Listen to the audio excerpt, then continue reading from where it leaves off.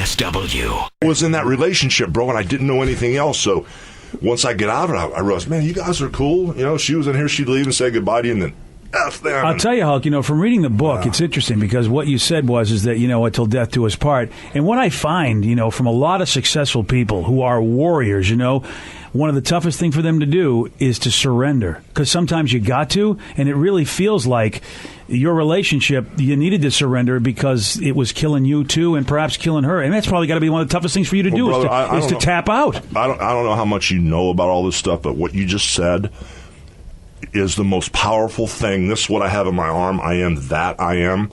That's what God said to Moses when Moses saw this burning bush was on fire and it wasn't burning. And Moses said, man, what's shaking here? What time is it? Who is this? And God said, I am that I am. And that means God is in you. God is in you. Believe it or not, God's in Jimmy. Yeah. And what about me? Is God in me? Yeah, he's in you, bro. I said my prayers. That's it, bro. And God says, man, if you don't say my name, I'll command the stones to shout my name. That means God is everywhere, bro. And once you surrender, that's the most powerful word I've ever heard any radio guy say. Once you surrender, that means you give up to the oneness, that it's not me here and you there. We're both the same, brother. When I touch you and I touch this, the molecules, we're all one. There's God everywhere. It's one. There's no separation. Once you surrender and you realize that, well, then you realize harmonically we're all one. And then you forgive people. Like, I forgive my ex-wife. I've forgiven her 18-year-old boyfriend because I don't want that negative crap in my spiritual structure. And that word surrender is so powerful. That's the most powerful word you can use to sum this whole thing up.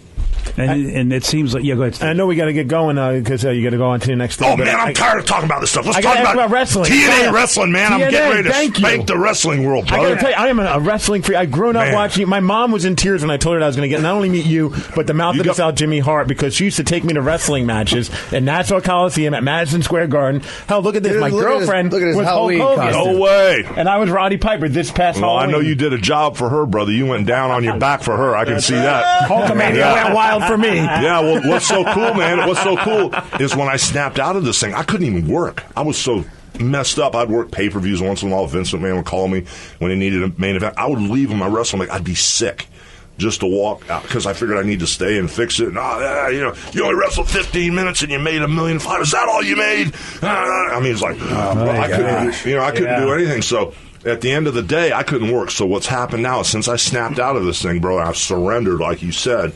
And I'm at one with all this stuff, and I'm cool. I'm not a Bible thumper, bro, but I understand it, And at the end of the day, now I can go back to work and be cool about it. And one of the first things I did was I told Jimmy, bro, I can go out and do all these different things, but that's not what I love, man. I love this wrestling business. Well, surrender is in a lot of texts, a lot of people's sacred texts, a lot of philosophies. Whether you believe in one thing or not, surrender is a common theme to a balanced life. You're right, bro. That's a great message. A guy like me, I was on the other hand, I surrendered a lot because that's how I had to survive in my family. I had to learn how to win. Like, I look at a guy like you and go, I got to look what he does because he knows how to win. I knew how to give up because that's how I stayed alive.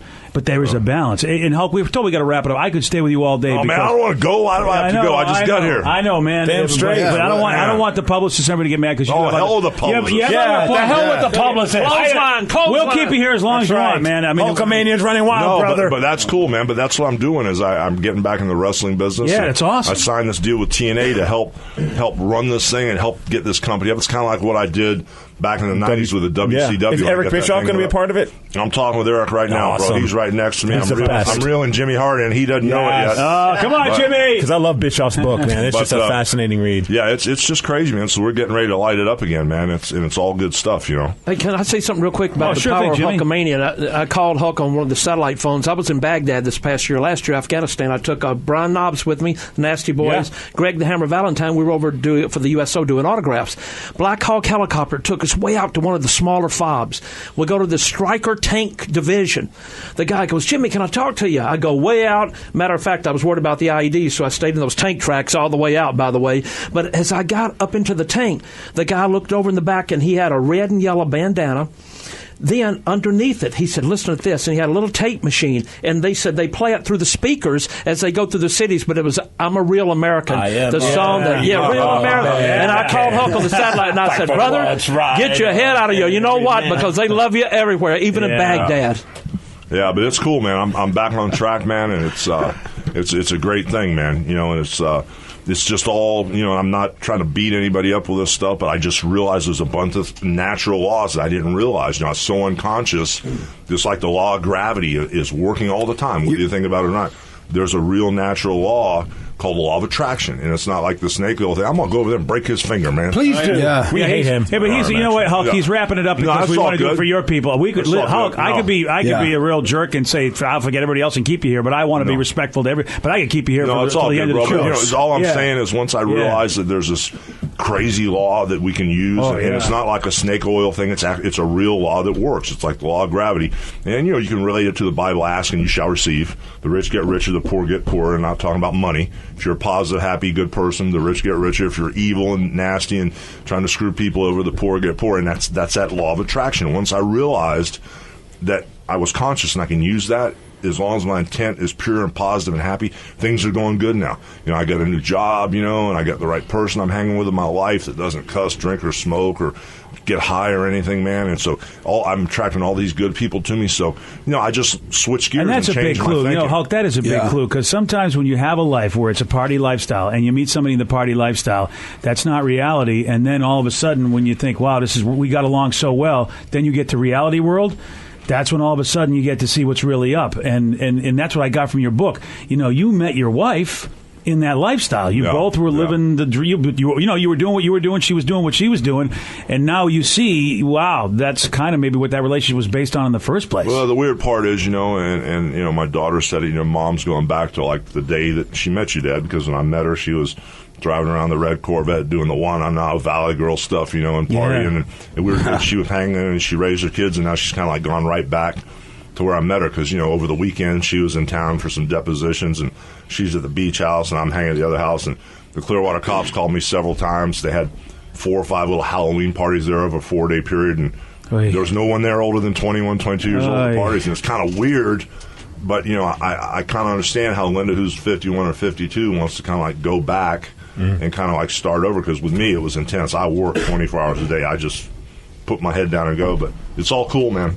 Yeah, well, I hope that she's able to get to a place where she can look at her stuff, because if she can look at her stuff like you did, you were forced to look at your stuff at that moment with the gun. If she gets to that place, then maybe the healing can happen. When that happens, I think she's going to see you for who you truly are, like you said, like we got in all of us.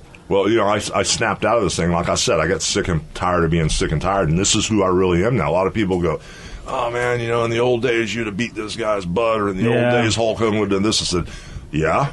And they said, well, we don't even recognize you anymore. I said, that's cool, though, but this is who I really am, brother. Yeah, your connection process, and you're wide open, dude. Your heart is just like, I can feel it right here. You're like, track, bro. You're just right there present with everybody. So. I hope that your friends and the people that would, love, like you said, from where you grew up, that they can get that this is a good place to go, not that they got to go, forget him.